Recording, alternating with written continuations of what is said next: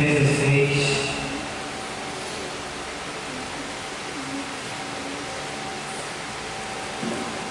e 23 na sequência. E havendo-lhes dado 16 e 23 anos, e havendo-lhes dado muitos açoites, os lançaram na prisão, mandando ao carcereiro que os guardasse com segurança, o qual, tendo recebido tal ordem, os lançou no cárcere interior e lhes segurou os pés no tronco. Perto da meia-noite, Paulo e Silas oravam e cantavam hinos a Deus, e os outros presos os escutavam. E de repente sobreveio um tão grande terremoto que os alicerces do cárcere se moveram, e logo se abriram todas as portas e foram soltas as prisões de todos. Que é que a gente vê aqui de Deus para nós, a igreja dele aqui na terra? Nós que estamos aqui hoje, o que é que Deus está falando para nós aqui hoje, nesse texto? A primeira coisa que a gente precisa entender aqui é que o diabo ele vai querer achar oportunidade, para nos impedir de caminhar, para nos impedir de chegar onde Deus quer que a gente chegue. O nosso inimigo, ele sempre vai tentar, de várias maneiras, nos impedir de caminhar. Vamos lá. E não foi diferente aqui. Paulo e Silas estavam fazendo o quê? A obra. Pregando o Evangelho. Obedecendo a Deus. E aí o que é que acontece com eles? Festa. Alegria, agrados. Bem-vindos. Felicitações.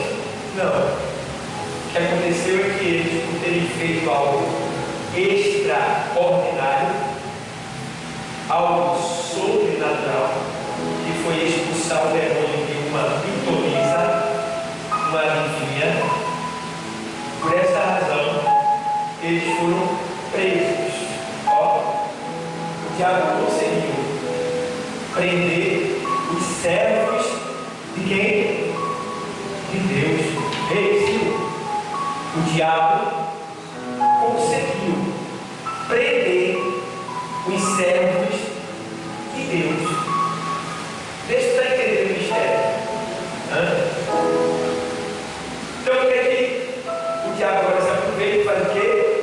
Lança ele na prisão, prenda ele dentro, pessoal. Além de lançar no cárcere, ainda mandou prender dentro do cárcere.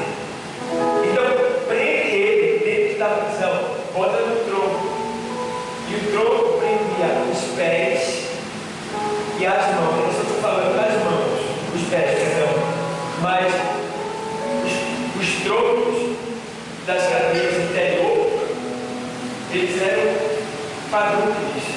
Então eles prendiam as duas mãos e as duas pernas. O preso ficava sentado no chão com as duas mãos e as duas pernas presas. Então pegaram ali Silas e Paulo e prenderam dentro da prisão. Aí o que eu acho interessante, vamos lá. Versículo 25. Perto da meia-noite, Paulo e Silas oravam e cantavam hinos a Deus. E os outros presos os escutavam. Os outros presos os escutavam. Ei, Silvio, texto está dizendo, os outros, o quê? Presos. Os presos que estavam naquela cadeia, aquela multidão de presos que estava lá, eles nem conheciam Jesus, nem era cristão, não conheciam o verdadeiro Deus, estavam presos. E Paulo e Silas conheciam Jesus, mas estavam também presos. O que quer dizer isso aí, irmão? Quer dizer que tem pessoas que estão na casa do Senhor, servindo a Deus, e que às vezes está aprisionado. Aprisionado. Existem várias coisas que nos prendem, que nos colocam no tronco da dimensão espiritual. Existem várias coisas que nos prendem na dimensão espiritual. A gente não vê, mas a palavra vem e revela. Muitas coisas podem nos prender. Dentre elas, mágoas antigas. Mágoas antigas. Ódio de alguém. Acepção de pessoas. Sabe o que é acepção de pessoas? Que a Bíblia diz que Deus, Ele não faz acepção de pessoa. Acepção é eu gostar, maquiar e desprezar dele. Acepção é eu dizer assim, fica aqui comigo e não te junta com aquele dali não, com aquela dali não. Isso é acepção. Acepção é eu escutar ele aqui, Diácono Geraldo, mas não escutar Marco, Diácono Marco. Isso é acepção. Eu gosto dele, mas eu não quero conversar com ele não. Ei, Silvio, isso é acepção. Isso é um pecado que tem imperado dentro da igreja. Tem imperado. Isso tem acontecido muito, de um modo geral, na igreja do Senhor. A gente tem que ter cuidado com isso. Isso é um tronco que está prendendo muita gente aí. Tem pessoas que estão presas aqui no Instagram. Não conseguem deixar o Instagram. Bíblia, quando foi que eu mesmo? Só meu Bíblia quando vou à igreja. Bíblia faz tempo que não lê. Por quê? O Instagram prendeu você no tronco nas dimensões espirituais. E você não consegue se soltar. Então tem muitas pessoas dentro da igreja que estão presas e não sabem. E que está precisando de uma libertação. Está precisando de uma libertação. Quem precisa de libertação? Para a alma, de certa forma, não. Mas às vezes ele se deixa levar. E aí vai ser necessário uma libertação. Então o que acontece aqui? Paulo e Silas estavam presos contra a vontade deles. Paulo e Silas não estavam presos porque eles pecaram. Paulo e Silas não estavam presos porque eles tinham raiva, ódio, fizeram acepção, cometeram algum tipo de atrocidade, iniquidade, pecado. Paulo e Silas não estavam presos porque eles obedeceram a Deus. Não. Paulo e Silas estavam presos contra a vontade deles, porque simplesmente eles estavam fazendo a vontade de Deus.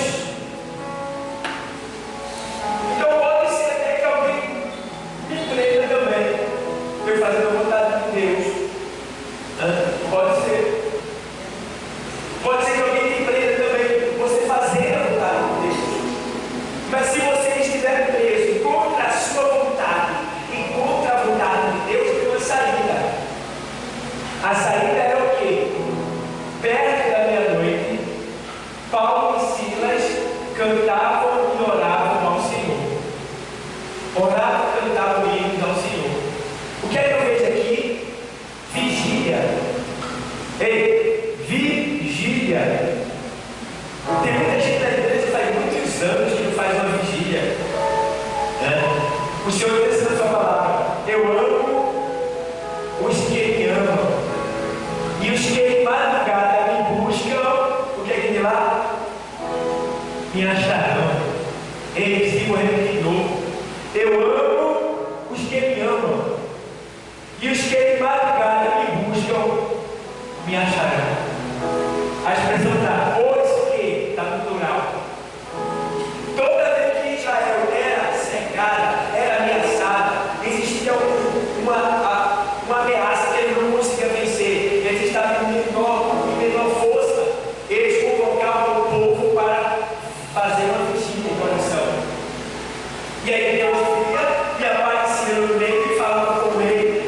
dizia que ia dar vitória.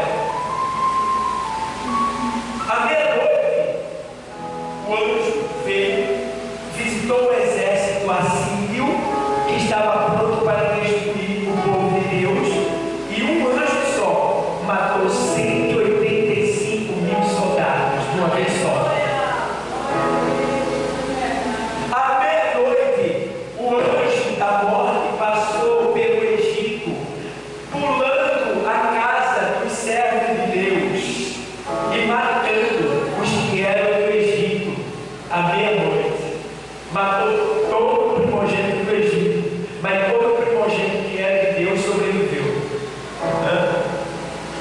À meia-noite nasceu aquele que é chamado o Todo-Poderoso, Criador dos céus e da terra, a palavra de Deus, aquele que o Senhor disse que ele esmagaria a cabeça da serpente, Jesus. Ah, pastor, mas eu oro em casa. Orar é um dever nosso em casa. Agora, comungar em comunhão é diferente, tá? Porque a força que você não tem, eu tenho. E quando nós unimos essa força, o poder vem para ambos. Ei, Sil, a força que eu tenho pode ser que eu não tenha, ou a força que tu tem pode ser que eu não tenha, mas nós juntos, invocando a Deus, desce o poder para mim e para você. É isso que a gente não entende e apanha muito por causa disso. Então, comunhão é da vontade de Deus. O Senhor diz lá em João 1,7: se andar na luz, Jesus, como ele na luz está, temos comunhão uns com os outros. O que é comunhão? Andar junto, mesmo pensamento, mesmo propósito, mesma ideia, mesmo projeto, mesmas intenções. Está unido com o seu propósito acerca da obra do Senhor. Isso é comunhão. A partir do momento que o pastor tem uma ideia para a obra, o diabo, o presbítero, tem a mesma ideia. Aí chega outro que não tem a mesma ideia, esse aí já não está mais em comunhão. Porque se tem uma coisa outra, ele vai ter que revelar, Deus está revelando a ele vai ter que dizer para o presbítero, para o diabo, para o pastor, que não vai dar certo, porque Deus revelou ele, vai ser assim. Se Deus revelou, ele vai ter que aderir, porque ele não está na obra, ele não é obreiro, e o obreiro foi dado ao pastor para juntos lutar, guerrear e vencer o inimigo. Então não tem eu tenho. Ou se une com o pastor, ou se une com a dirigente, com o presbítero, ou se une com a sua liderança. Isso é professor de escola dominical, isso é dirigente de oração, isso é coordenadora, isso é pastor, isso é o líder do teu grupo, eu não sei quem é. Ou você se une com o seu líder, ou você é desobediente e não vai para o céu, você vai levar a vida a acontecer. Não vai.